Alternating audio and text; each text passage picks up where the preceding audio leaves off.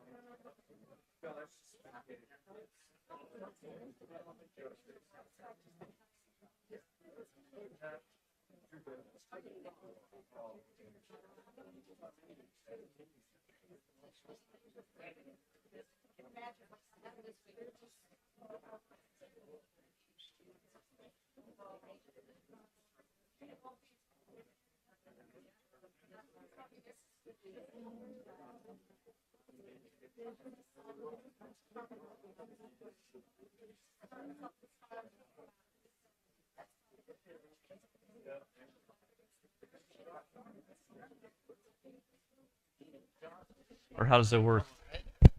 Oh.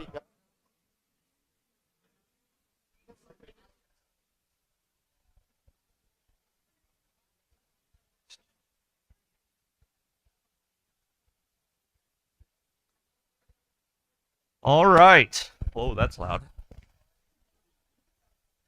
It's time to go ahead and get our class started. I guess we're supposed to start on time for everything now, so no more talking. Everybody get in position, and we'll get kicked off.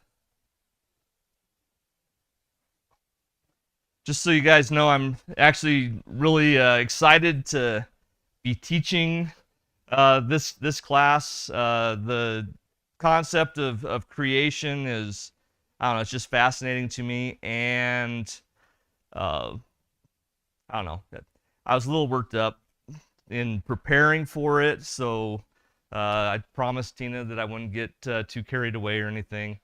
It's just a little too enthusiastic at times about things, so that's not going to happen. So, or hopefully not. She's going to throw stuff at me if it does. But anyway, as we get started this morning, I wanted to start off by just telling you that the creation narrative, as we look in Genesis chapter 1, is basically, it's impossible. There's no way that it is true.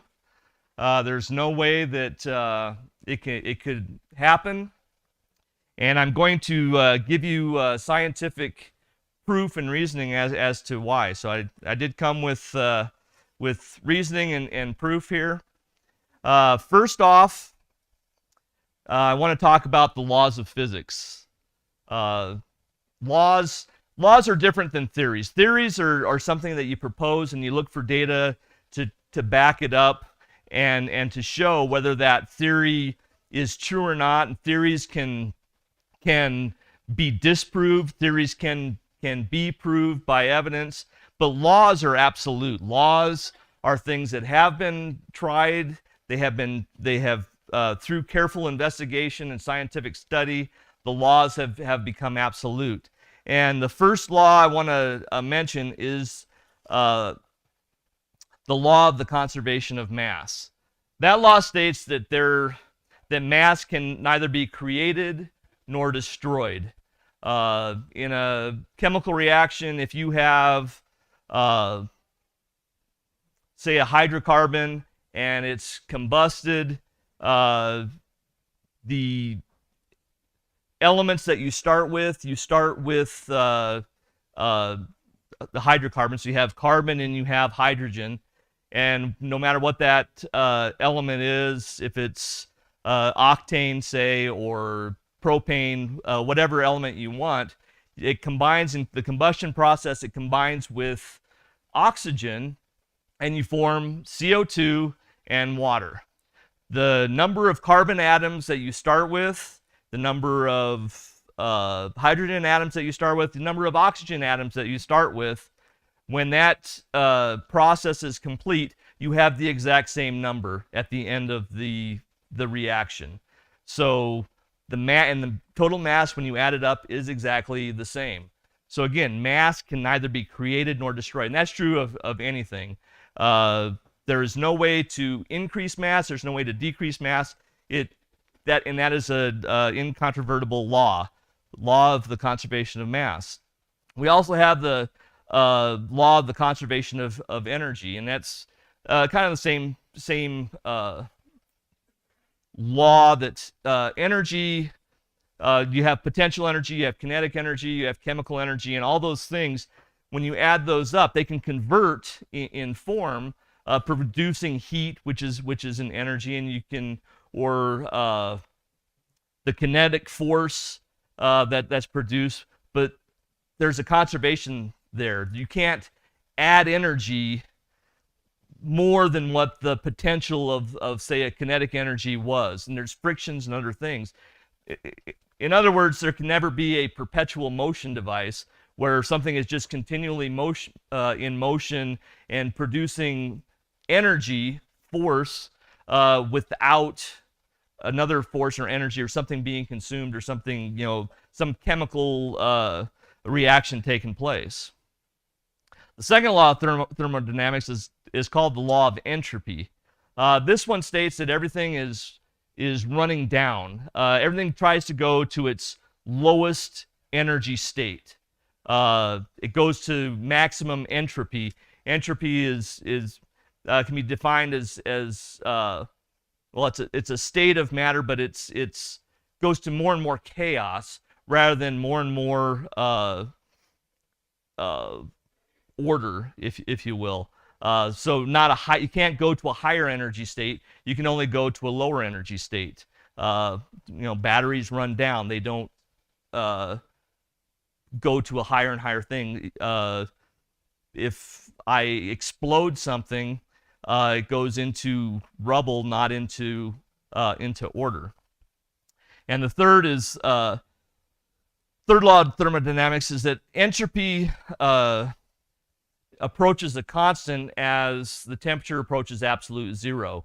So, and that one also ties into that. And then there's the law of gravity as well, which we see demonstrated if I drop an apple and it falls, it hits the ground.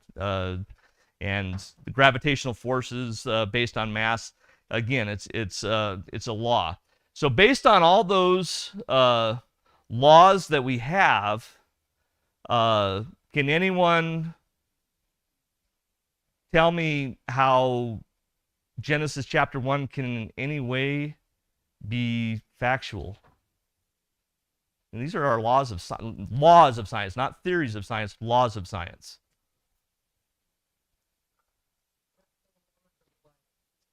Okay. In the beginning. Well, how is there a beginning? Okay. Well, let me read one verse to you. 1 Corinthians chapter 3, 18 through 20. Let no man deceive himself. If any man among you thinks that he is wise in this age, let him become foolish that he may become wise. For the wisdom of this world is foolishness before God. For it is written, He is the one who catches the wise in their craftiness. And again, the Lord knows the reasonings of the wise, that they are useless. We have, and again, the laws of science are incontrovertible. They are truly laws.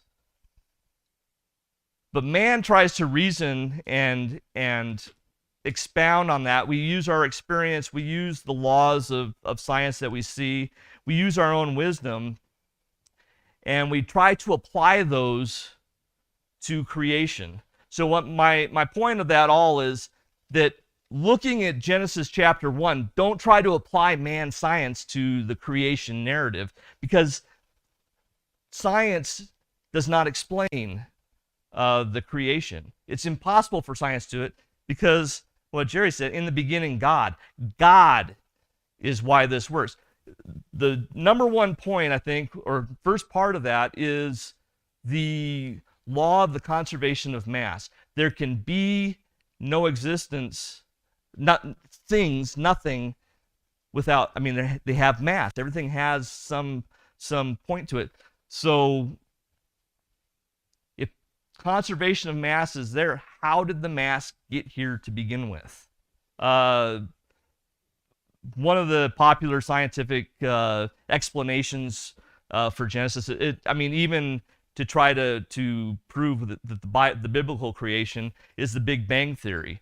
Well, I'll say that the Big Bang Theory starts with mass that then explodes, and it violates almost all of the laws of science that we see there. It just, because again, where did the mass come from that started that? And a bang or an explosion cannot create order. And so again, the only conclusion that can come from science is, in the beginning, God. God is the creator of all this. He spoke all these things into existence. And as we go through the Genesis account, and again, the account of creation, I think that's the most important thing to remember. We don't have to prove it scientifically, because it can't be proven scientifically. It's proven by faith, and everything points to a creator. Everything points to that our God does exist.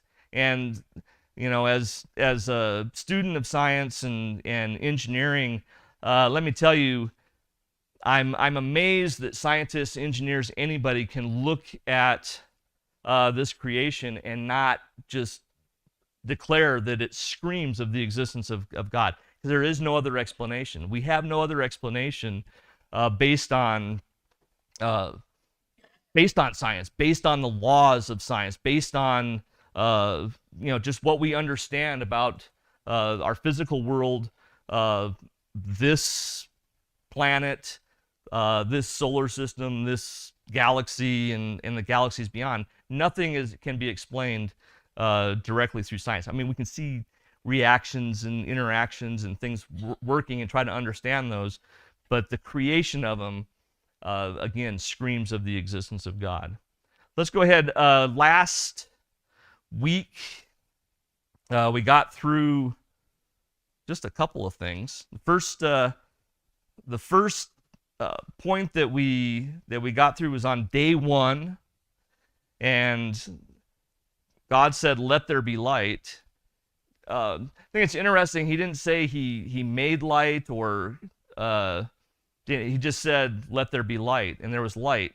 Light is fascinating. Also, Mark Ramey pointed me to a book. It's called "The Author of Light" by Dr. Doug Corrigan. If you have a chance to look at that, it's pretty awesome. But trying to explain light is something, again, that's beyond our comprehension and our ability to really think and understand. Einstein did, theory of relativity and some things there, but when you look into light and just try to think about it, and I'll just give you one example. This is where I get a little crazy. Anyway, say you're driving in a car and you're going 50 miles an hour. You have a baseball in your hand, and you throw the base, and you're able to throw 50 miles an hour. Okay, so if I'm driving straight down the road here, Henry's sitting here, he's watching me drive, and I drive, like say I'm at 50 miles an hour, I throw the baseball, and how fast is the baseball going relative to Henry when I throw it 50 miles an hour? 100 miles an hour. It's the 50 that I'm driving plus the 50 of the force that I throw. So to Henry, the baseball is going 50 miles an hour. Or to Henry, it's going 100 miles an hour. To me, it's going 50 miles an hour. Okay. So instead of throwing a baseball, say I turn on a flashlight. So I turn on the flashlight. Henry sees the light from the flashlight. How, to me, the light is going the speed of light away from me. And again, I'm driving 50 miles an hour. How fast is the light going to Henry? Is it going 50 miles an hour plus the speed of light? It's going the same, exactly. Okay, explain that.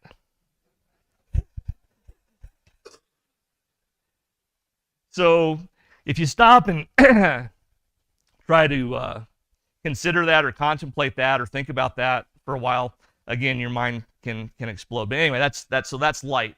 And God was able to speak it into existence well, he just said, let it be.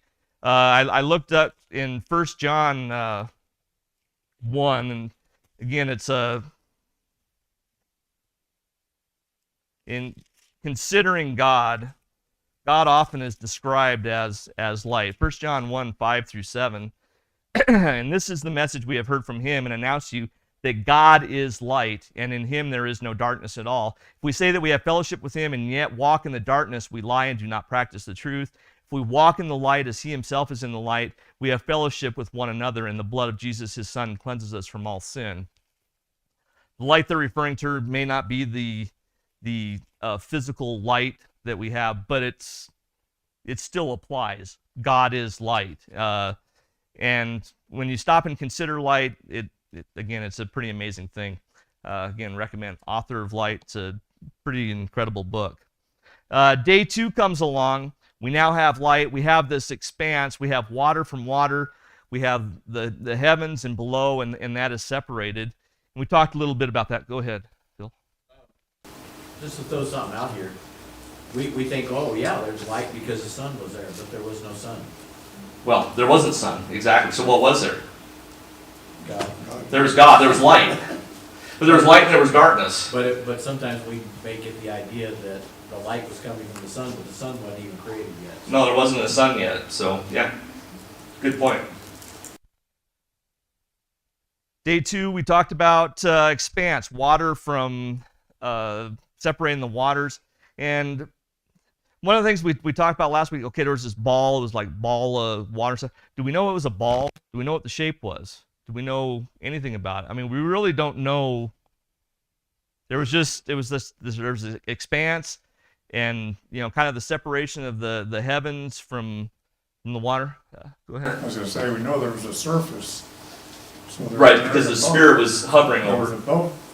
There's an area above the surface. And so, that's about all we know. That's about all we know, yeah. And it really doesn't make sense, the whole thing that there's light, there's no sun, that doesn't really make sense scientifically. And then that there's, the separation. Okay, what's separating? Don't really that doesn't really make a lot of sense, but that's just what we know from that. And then the day 3, that's where we're at. We're at day 3. We only got through 2 days last week, and but we are going to get through all of the rest of the days today. So we have to get 4 days. Again, okay, so we have this expanse. There's some sort of surface. There's water above, water below. The heavens and the expanse are separated. And then we have day 3, 9 through 13. Then God said, "Let the waters below the heavens be gathered into one place. Let the dry land appear," and it was so. And God called the dry land earth. The gathering of the waters he called seas, and God saw that it was good.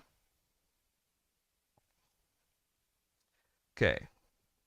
Then God said, "Let the earth sprout vegetation, plants yielding seed, fruit trees bearing fruit after their kind, with seed in them on the earth," and it was so. And the earth brought forth vegetation, plants yielding seed after their kind, and trees bearing fruit with seed in them after their kind. And God saw that it was good, and there was evening and there was morning, a third day. Okay, day 3. We have land separated from water, and now we have vegetation. As Phil said, there's still no sun, but we have light, so we know that there's the photosynthesis process is taking place. But vegetation first appeared, and one of the key phrases, and take note of that, is "after their kind," and it's repeated 10 times in chapter 1, after their kind. So, sprouting forth vegetation. What did the vegetation look like, do you suppose?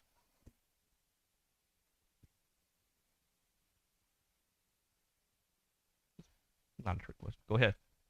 Everything for the animals to eat that come next. Okay. Stuff for the animals to eat? Tropical. I think it was tropical? Okay. So if it was, okay. Only tropical plants? Oh, you asked what we thought. I'm just telling you. Okay. Go ahead. I think that they're completely mature too. Okay. I say, I think there's a lot of plankton and moss, stuff like that too. Okay. Anybody else? Well, I'll give you a hint. It is mentioned. It's everything is all the vegetation. There's plants yielding seeds. There's plants with fruit trees. They're bearing fruit that are bearing seeds. Everything after its kind.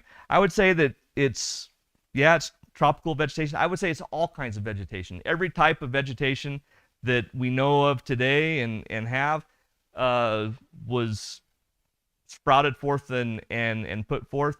And yeah, it was completely mature. It says there's a tree in one day. The only question I have about the trees, did the trees have rings when you cut them? And how many rings did they have if they did? No suppositions on that? I don't know either. Go ahead, Bob. I think, I've thought about this before. I think he created a lot of things that appeared a certain amount of time into their lifespan. When he created man, he didn't create a baby that you know of. He created a man. Was that man 30, 40, 50, 100? We don't know. But he was created a certain period of time into his lifespan. I imagine if he created rocks, those rocks may have appeared a certain period of time into their lifespan.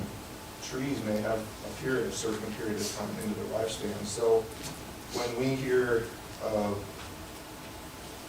dating of millions of years, that's never really bothered me, because I imagine things have been created to appear a certain period of time into their lifespan. Absolutely. That's the rest of the lesson. Thanks, Bob. But no, you're exactly right. Things were created.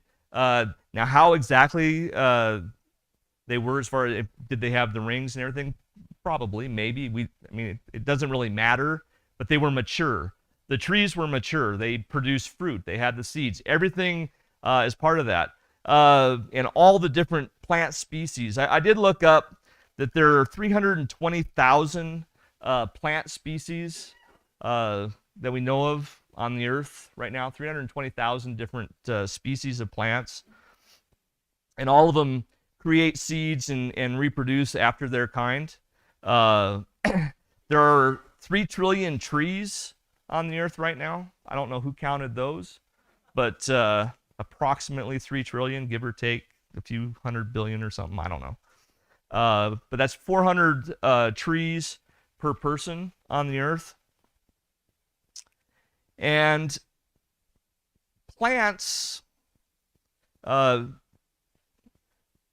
it's interesting that plants, again, when you stop and think about, 320,000 different plant species, trillions of trees, trillions of plants, they're made up of carbon molecules, again, hydrocarbons, as all life is.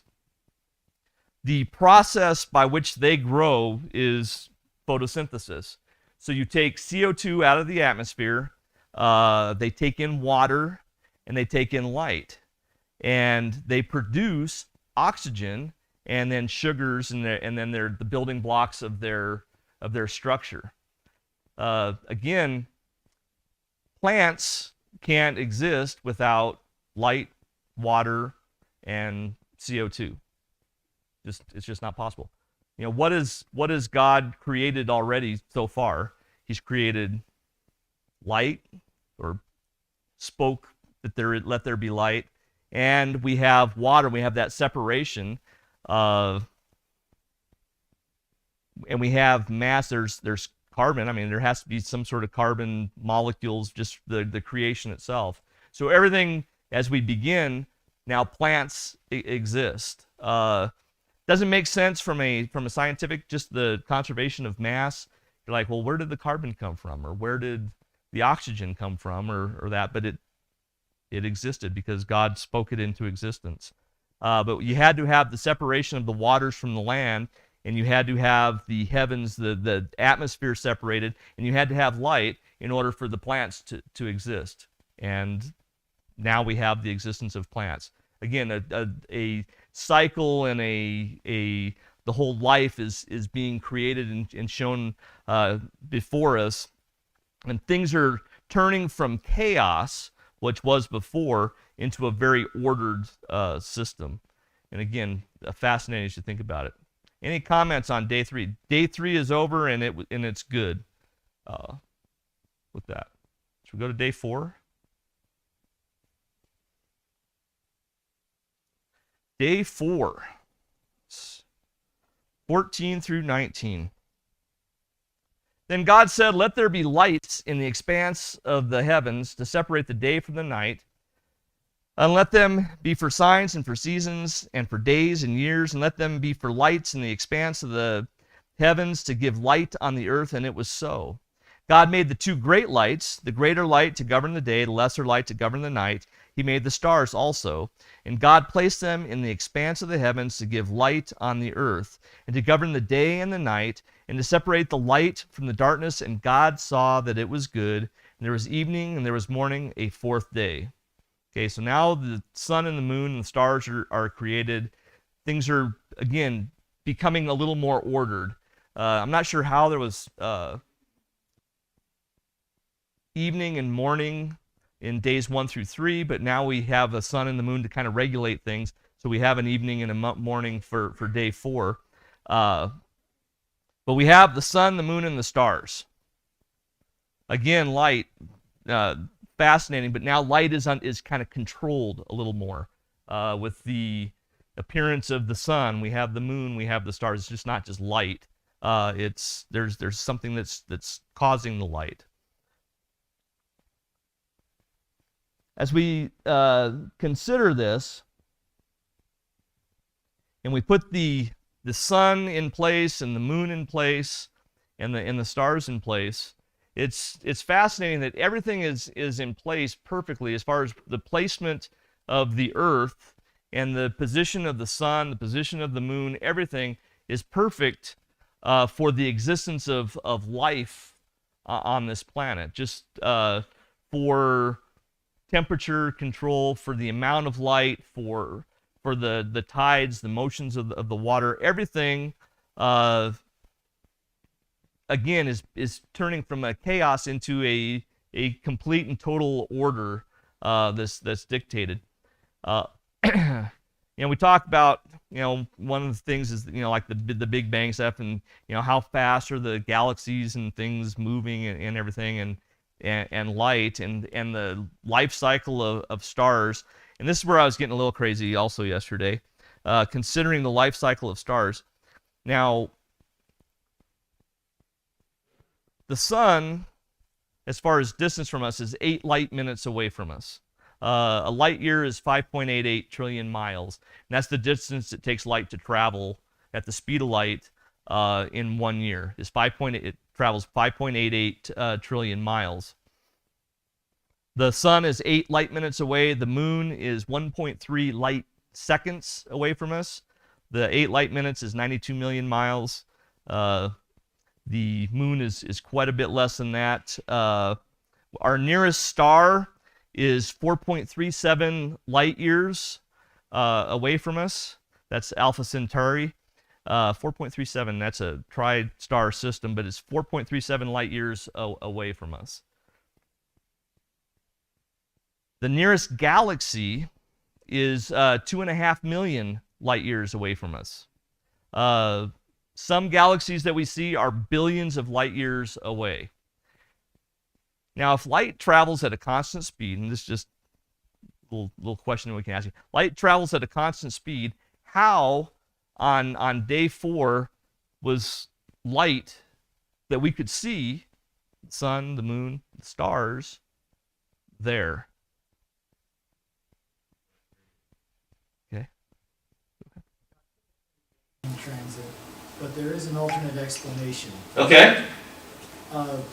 Scientists have only ever proven the two-way speed of light, sending a signal out and waiting for it to come back. Right.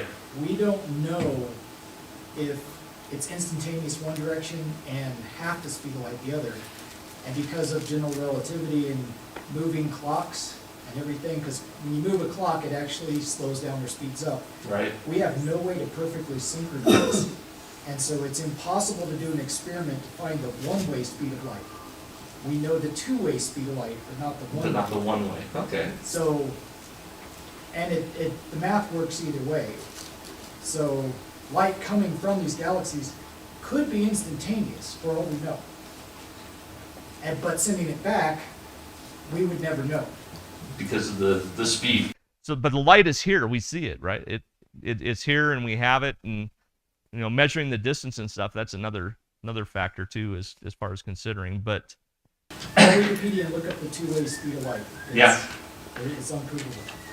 Or the one-way speed. Definitely have to look at it. Two-way speed of light. Go ahead, Phil. The other day when the eclipse happened, Ruth and I was watching the news because they were following it across the country.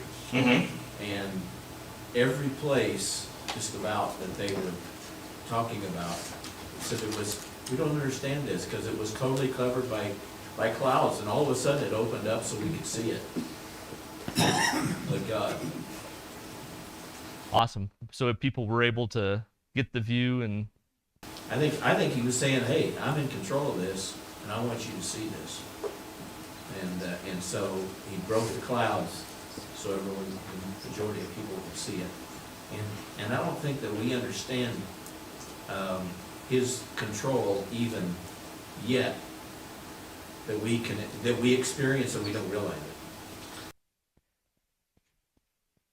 glad you brought up the eclipse. I did throw just as kind of a, odd facts, well, not odd, but God proving facts relative to the eclipse. I know everybody got to see that.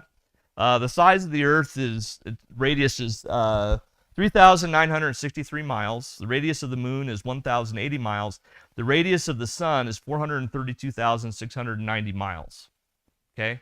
So you have a really, really big ball. You have the Earth, which is pretty small, and then the moon is quite a bit smaller than that.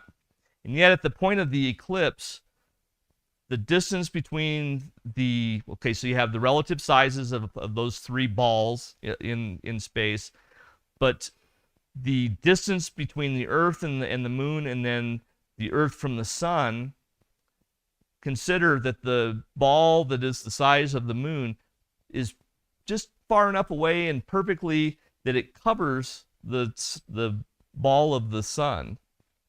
Perfectly covers that. How is that possible without, complete and total organization and again, God's plan? It's just when you stop just to fathom that these relative objects, and it just perfectly is able to cover that. Again, yeah, it screams that God's handiwork, this perfect design that we exist in. One more thing about stars, suns, we're able to observe now. We have a lot of different telescopes and stuff, and we observe the different stars and stuff. And what I find interesting is computing the life of a star, and we talk about life cycles of stars, and that our star will turn into a red giant at some point and then go supernova. How do we know that a star goes from one state to the next, and how that happens and how long that happens? I was reading on that, and it said that I think our sun is going to last about 1 billion years, give or take a little bit. It's approximate 1 billion years before it turns into the next phase. And I would just like to know how we know it's going to be 1 billion years, or give or take 999 million years or so, how we can estimate that. And again, by looking at other stars, how do we see that this is happening? Because I can see a star that's in a certain state, and I can see another star that's in a certain state, but the progression from one to the other, it takes so long. How do I know that it's going from this to that? You can see the energy and stuff of the stars, but how can we prove it? Go ahead. I was gonna say, you know how much fuel is there, Okay. you know the conversion rate. Okay. Okay. How much fuel is in the sun?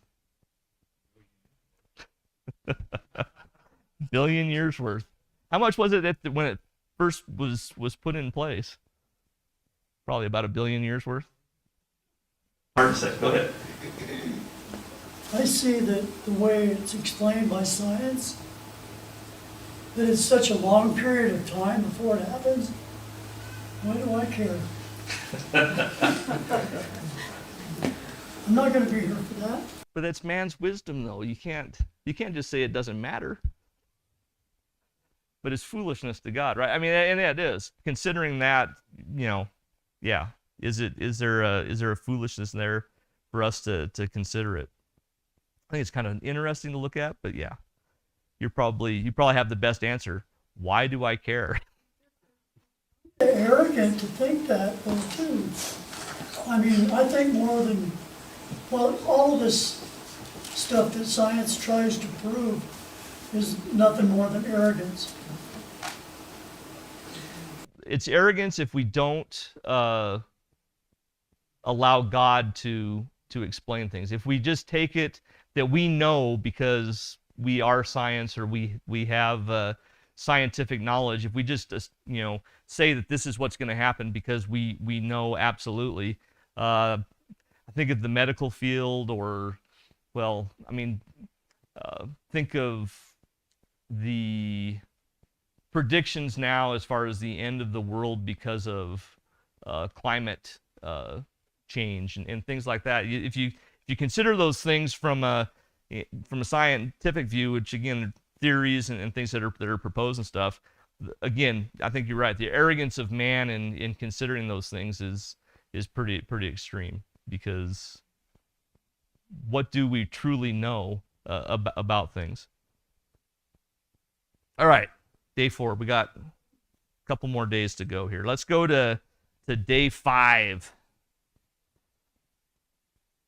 Yes. I would just add to that, I think God has created this world, and he's created a physical system of how things work and how things relate to one another physically. And I think there's some value to us learning about how our world works. I think where we get ourselves in trouble is when we eliminate God from the equation and we try to extrapolate it to explain everything, including things that we can't observe and we can't understand, but about how this world came about.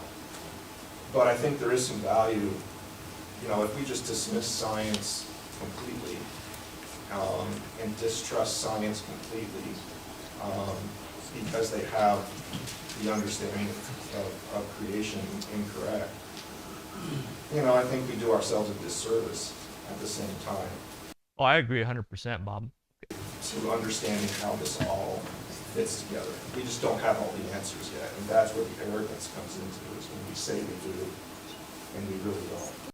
And I think that goes back to me. I love science, and I think our scientific endeavors, we've achieved so much as man, but all science is given from God. All, everything that we have here, the knowledge of the human body that we've learned and discovered over time, absolutely more and more research and looking into that. But if the problem is the arrogance, it's when we eliminate God from the equation that science can be destructive or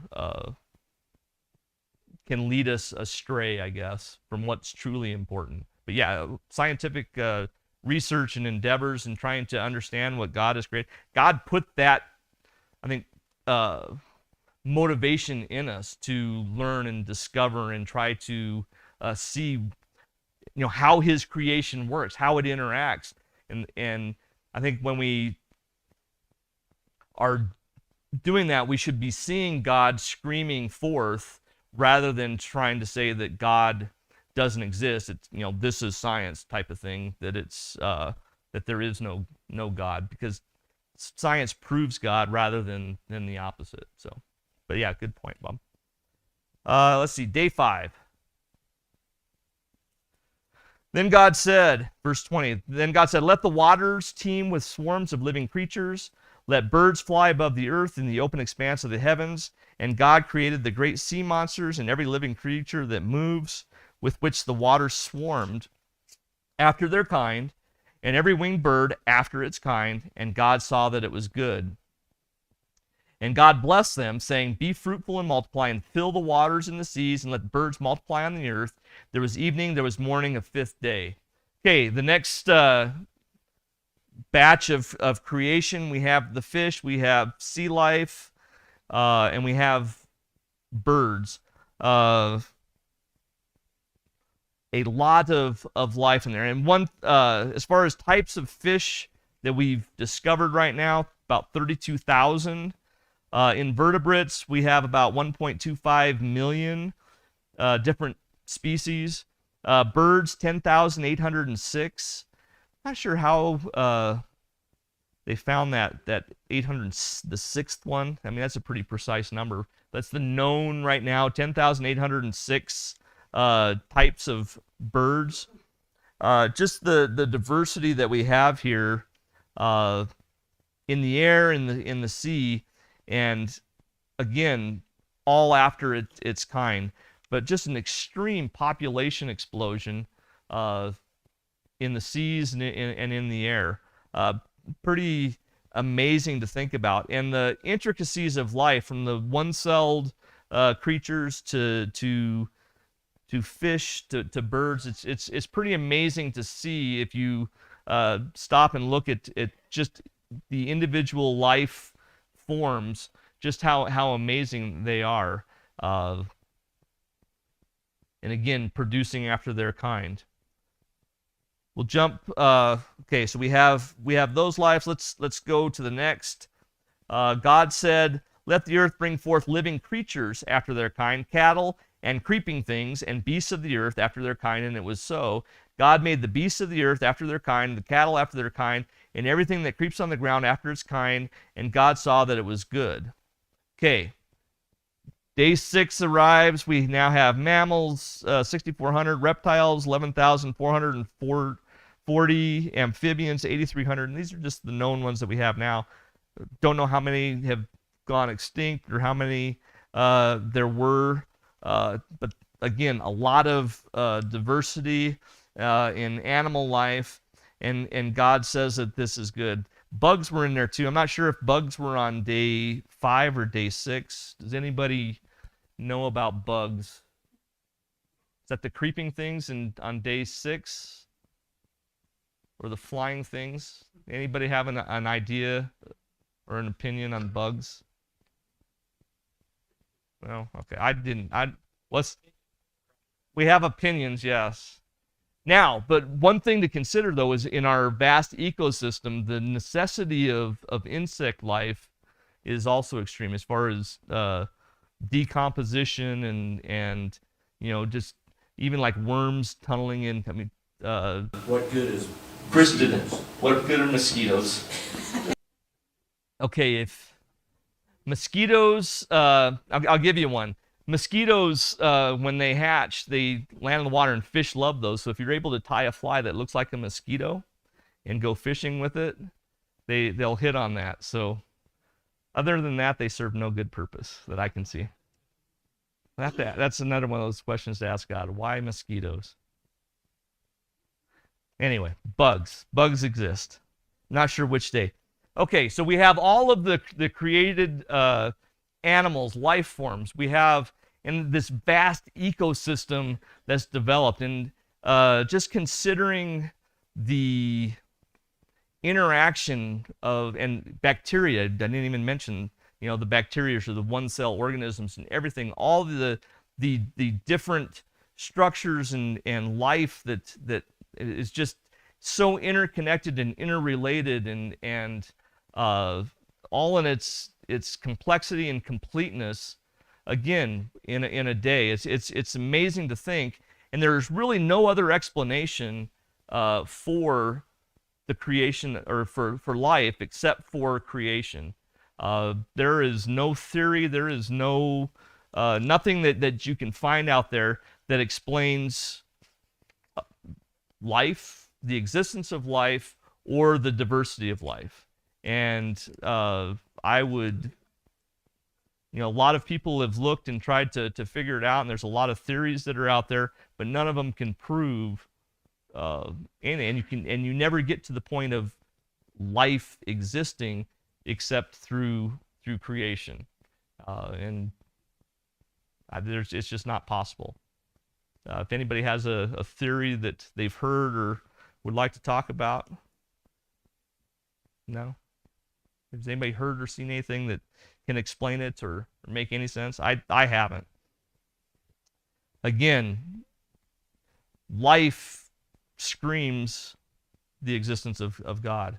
And then on that day 6, the last thing that's created, God said, "Let us," again that plural, "make man in our image according to our likeness, and let them rule over the fish of the sea, over the birds of the sky, over the cattle, and over all the earth, and over every creeping thing that creeps on the earth. And God created man in his own image. In the image of God he created him. Male and female he created them. And God blessed them, and God said to them, be fruitful and multiply and fill the earth and subdue it and rule over the fish of the sea, over the birds of the sky, and over every living thing that moves on the earth.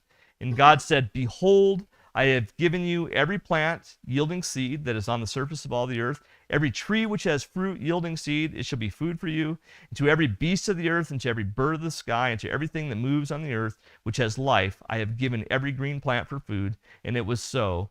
And God saw all that he had made, and behold, it was very good. There was evening, there was morning, the sixth day. And then starting in chapter 2, thus the heavens and the earth were completed, all their hosts. By the seventh day God completed his work which he had done.